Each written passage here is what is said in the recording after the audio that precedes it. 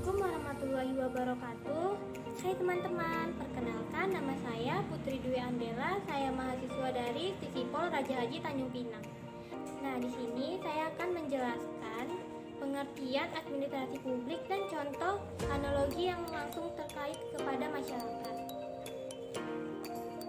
Administrasi publik adalah suatu ilmu sosial yang mempelajari tentang cara pengelolaan suatu organisasi publik atau umum dalam konteks kehidupan bernegara.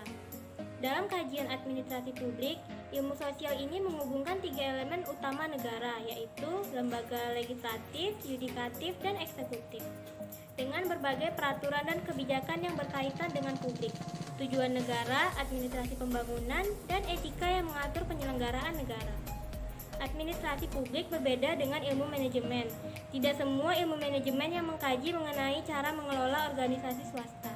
Administrasi publik mengkaji tentang organisasi pemerintahan publik yang termasuk dalam kajian publik diantaranya perilaku birokrasi, manajemen sumber daya manusia, tata laksana pemerintahan, dan implementasi kebijakan pemerintah. Lalu, fungsi administrasi publik. Yang pertama yaitu fungsi tradisional. Ini adalah fungsi utama dari administrasi publik yang meliputi hubungan luar negeri, ketertiban dalam negeri, pertahanan dan keamanan, pekerjaan umum, perpajakan, dan kesejahteraan umum. Lalu yang kedua, fungsi pembangunan bangsa. Fungsi administrasi publik yang bertujuan untuk menumbuhkan rasa cinta tanah air dan bangsa di tengah masyarakat Indonesia yang sangat heterogen. Yang ketiga, fungsi manajemen ekonomi. Masalah ekonomi juga merupakan tanggung jawab dari administrasi publik dan tidak bisa diserahkan sepenuhnya pada pihak swasta.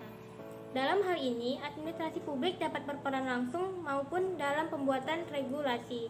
Yang keempat, fungsi kesejahteraan sosial. Pemerintah harus campur tangan dalam meningkatkan kesejahteraan sosial. Hal ini bisa dilakukan dengan memberikan pelayanan masyarakat seperti pelayanan kesehatan, kesejahteraan sosial, jaminan sosial, dan perumahan umum. Yang kelima, fungsi kontrol lingkungan. Menjaga kelestarian alam merupakan salah satu bentuk kontrol lingkungan untuk mencegah terjadinya kerusakan lingkungan akibat eksploitasi alam. Maka perlu dilakukan fungsi kontrol lingkungan seperti riset dan pengembangan, konservasi, tata kota, dan kontrol lingkungan. Yang keenam, fungsi hak asasi manusia. Negara yang berlandaskan tatanan demokrasi harus melayani dan melindungi publik secara adil. Beberapa fungsi hak asasi manusia tersebut meliputi perlindungan HAM, privasi, dan pengendalian penduduk. Lalu ada tujuan administrasi publik. Tujuan utama dari administrasi publik adalah agar dapat mencapai tujuan negara sesuai keinginan publik. Adapun beberapa keinginan publik tersebut adalah yang pertama keamanan, kesejahteraan, dan keadilan. Nah, contoh dari analogi administrasi publik dalam kehidupan sehari-hari yang pasti berlangsung dengan masyarakat yaitu pelayanan administrasi pada Dinas Kependudukan dan Pencatatan Sipil. Pelayanan administrasi adalah pelayanan yang berhubungan dengan tata persuratan, administrasi kewarganegaraan, dan data kependudukan.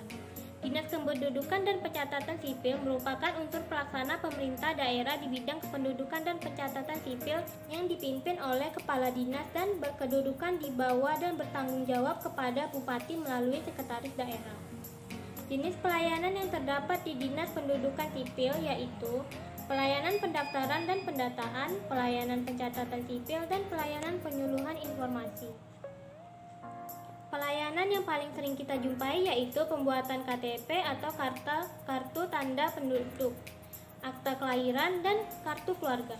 Sebagai dinas yang memberikan pelayanan administrasi langsung kepada masyarakat, dinas terkait selalu meningkatkan efektivitas pelayanan administrasi kependudukan kepada masyarakat, menjamin akurasi data kependudukan, dan ketunggalan nomor induk kependudukan atau NIK, serta ketunggalan dokumen kependudukan.